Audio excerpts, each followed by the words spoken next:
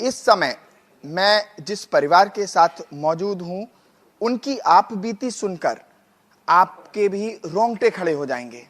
मैं बात कर रहा हूं 1984 के दंगों के दंश को झेलने वाले उस परिवार की, जिन्होंने अपनी कहानी आप बीती हमसे शेयर की और हमने रिक्वेस्ट किया कि हमारे दर्शकों को बताएं कि 84 में उनके परिवार के साथ क्या हुआ था।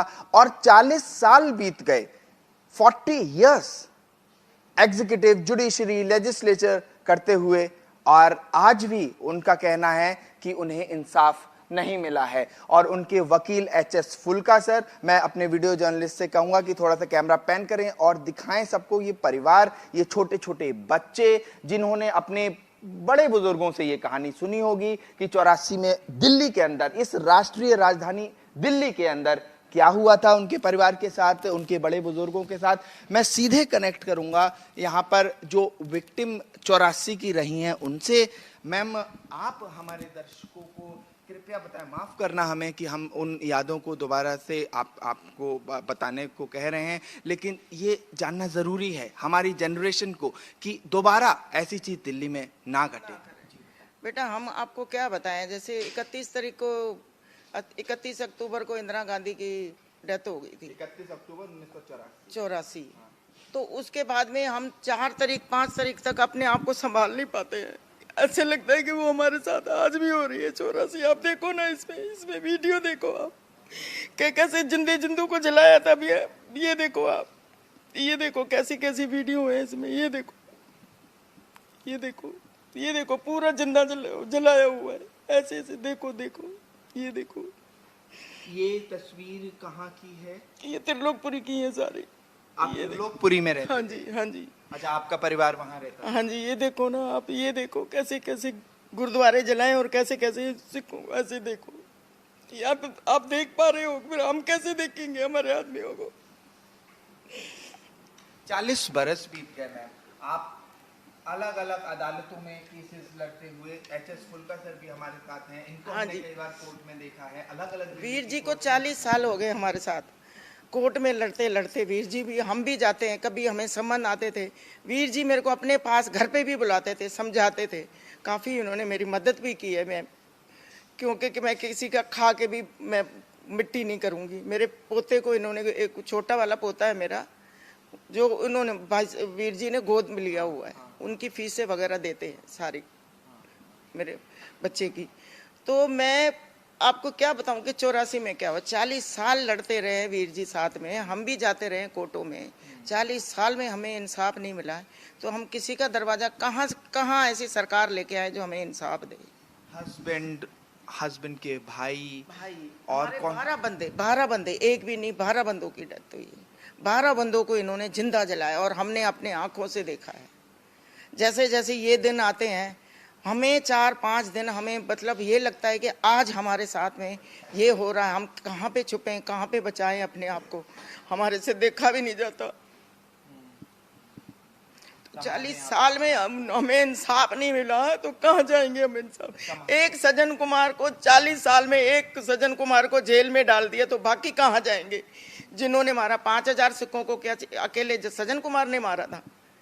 बाकी लोगों ने भी तो मारा था ना।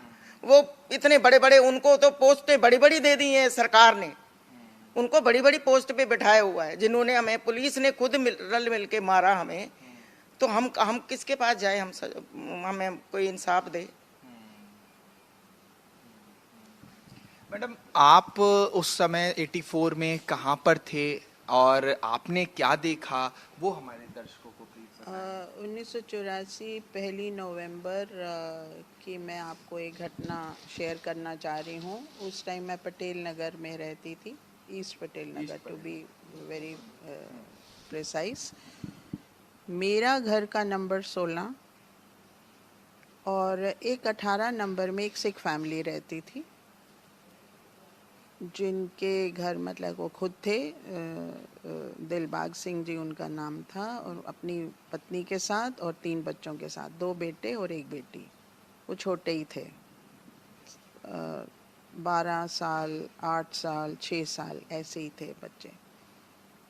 तो 1 तारीख को जब मैं अपनी छत पर देख रही थी, उस दिन क्योंकि सारी दुकानें वगैरह बंद थी, तो मैं छत पे गई थी। सिंगल स्टोरी मकान था मेरा, तो मैं वहाँ छत पे गई थी और मैं देख रही थी, तो एक तरफ से एक बहुत बड़ा मॉब आया, उनके पीछे पीछे और साथ साथ कांस्टेबल्स, आप समझ लो, तो उनके हाथ में लाठियाँ ही थी। बट ऐसा नहीं कि भी, ऐसा लग रहा था कि जैसे कोई जुलूस निकल रहा है, बट वो जुलूस नहीं था, वो वायलेंट मॉब था, जिनके साथ साथ पुलिस कांस्टेबल्स भी थे। और क्या उनके पास ये कोई जो लिस्ट? उनके हाथ में एक लिस्ट थी, और वो बोल रहे थे नहीं नहीं ये घर ये घर ये घर, मतलब कुछ ऐसे उन्होंने करा इशारा कि ये घर छोड़ दो, ये घर, मतलब उन्होंने पिन पॉइंट किया कि इस घर पे अटैक करना है, इस घर पे अटैक करना है, इस घर पे अटैक करना है। कि भी उनके हाथ में जो सिख फैमिलीज़ की लिस्ट थी, जहाँ सिख रेजिडेंट्स रहते थे जिन जिन मकानों में, तो उन्हीं की लिस्ट थी। तो मैंने जब ये देखा कि भी ये तो बड़ी वायलेंस मतलब करने आ रहे हैं, और मैं छत से ऐसे भागी, 4 सीढ़ियाँ मैं टाप टाप के भागी, मतलब पता नहीं कहाँ से हिम्मत आई, और मैं पीछे से पिछले वाले दरवाजे से गली में निकली, और वो 18 नंबर था, और मैं चुपचाप मैं घर का नंबर क्या था? 16। 16, वो 18 में एक हाँ, 17 में भी हिंदू फैमिली रहती थी, 18 में सिख फैमिली रहती थी। और मैंने पीछे से फटाफट इनका दरवाज़ा इतनी तेज़ खटखटाया, और उनकी वाइफ आई। मैंने कहा प्लीज़ आप, मैंने ये कुछ नहीं बोला, मैंने कहा आप सारे चलो यहाँ से। कहते हैं मतलब क्या हो गया दीदी? मैंने कहा आप चलो, आप जाओ मेरे घर, मैं नहीं जा रही आपके साथ, लेकिन मेरा घर का दरवाज़ा खुला हुआ, आप जाओ और अंदर से बंद कर लेना, मैं आपके घर में बैठी। तो वो चले गए, पांचों, मतलब 3 बच्चे और 2 खुद मियाँ बीवी, चले गए मेरे घर में, और मैं जाके इनके ड्राइंग रूम में बैठ गई। इन सरदार जी का स्पोर्ट्स गुड्स का काम था, और उनकी शॉप थी राइट उसी घर में, फ्रंट में, जिसका जिसका जो पीछे का दरवाज़ा था वो उनकी ड्राइंग रूम में खुलता था। तो मैं जाके ड्राइंग रूम में बैठ गई, और आगे का उन्होंने दरवाज़ा जो था उनके स्पोर्ट्स गुड शॉप, वो उन्होंने तोड़ के, कुंडी लगी हुई थी ना अंदर से, तो वो उन्होंने बड़ी तेज करके कुंडी को वो तोड़ दी, और सारी उनकी जितनी भी स्पोर्ट्स गुड्स शॉप थी वो उन्होंने लुटा ली, और फिर इनका ड्राइंग रूम का दरवाज़ा भी तोड़ रहे थे। और फिर उन्होंने कुंडी जो थी ड्राइंग रूम की भी, वो भी उन्होंने तोड़ी, और 15-20 लोग अंदर आए, और जहाँ मैं बैठी हुई थी। तो आपने फिर अपने आप को कैसे बचाया? मैं तो बैठी रही। अच्छा, आपसे कुछ नहीं कहा? तो मैंने बोला हाँ जी आप कैसे यहाँ? तो पता नहीं, मुझे अभी तक ये मिरेकल है या मिरेकुलस एस्केप है, कुछ नहीं, मैं नहीं इस चीज़ को कुछ कह सकती, लेकिन उन्होंने मुझे सिर्फ इतना ही बोला, दीदी ये आपका घर है। अच्छा। मैंने कहा हाँ ये मेरा घर है। तो कहते हैं सॉरी। तो फिर आपस में बोले ये तो गलत है। तो क्या ये इस तरीके से तो फिर प्लान्ड कहा जाए? उसी से पता चलता है ना कि जो उनके हाथ में लिस्ट थी वो सही थी, जो फुल्का सर बता रहे थे इस बात जो वो तो सही थी, वो तो था बेसिक फैमिली का ही घर। तो मैं उधर जब मतलब बैठी हुई थी, तो एक 3-4 जो इनके जो लीडर बने हुए थे वो आके बोलते हैं दीदी ये आपका घर है। मैंने कहा हाँ। तो कहते हैं आपस में फिर तो ये गलत है दीदी सॉरी। ऐसे ही चले गए, मैं अपना आराम से बैठी हुई हूँ, कुछ नहीं, उन्होंने मुझे कोई वायलेंस नहीं, कुछ भी नहीं कहा, दीदी सॉरी, चले गए वापस। फिर मैं वहाँ से आई अपने घर, वहाँ कुंडी लगाकर मैं घर आई, तो मैंने इस फैमिली को बोला कि आप अभी यहीं रहो।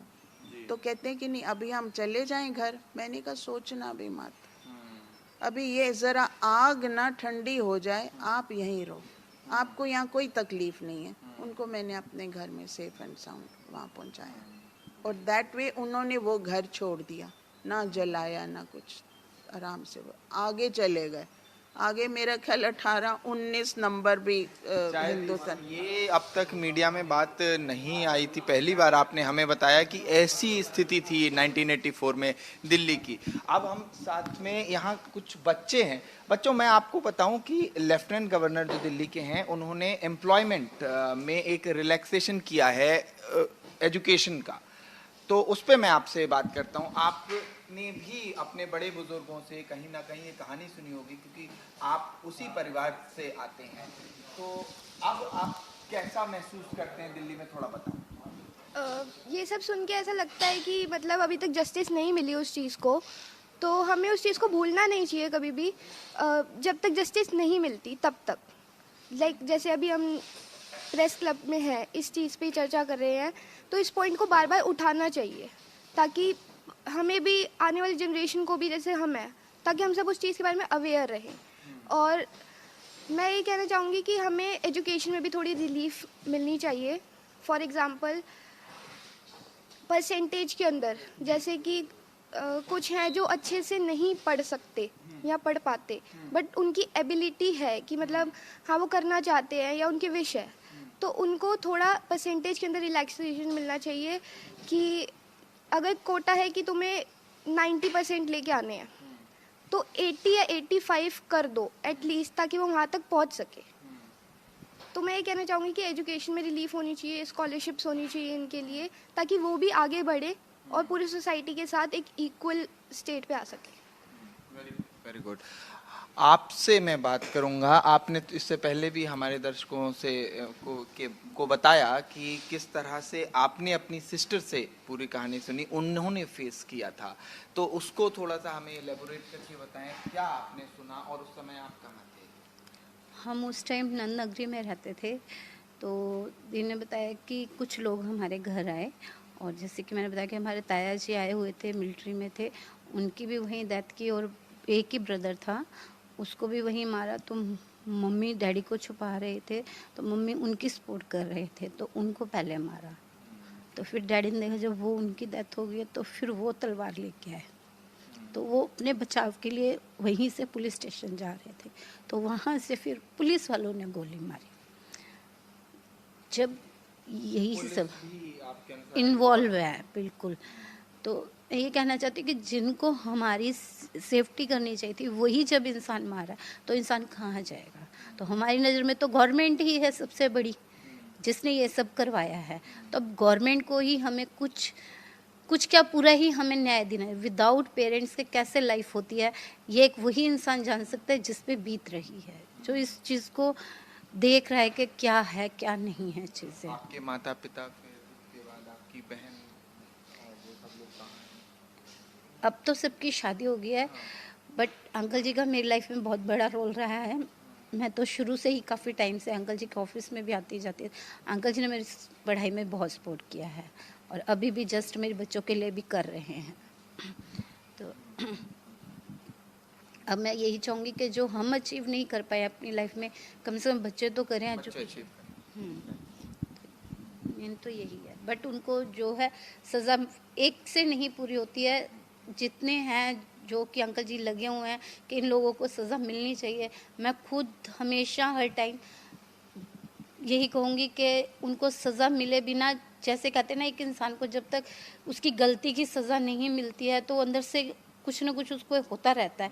ऐसे हमें भी कहीं ना कहीं कुछ होता रहता है कि अगर हम यहाँ आज आए हैं, इसका मतलब हमारे अंदर अभी चिंगारी है कि उस चीज़ को बुझी नहीं है, तो उनको सज़ा मिलनी ही चाहिए। और गवर्नमेंट को इसमें पूरा सपोर्ट करना चाहिए कि 40 साल में नहीं मिला, कम से कम अब तो मिले।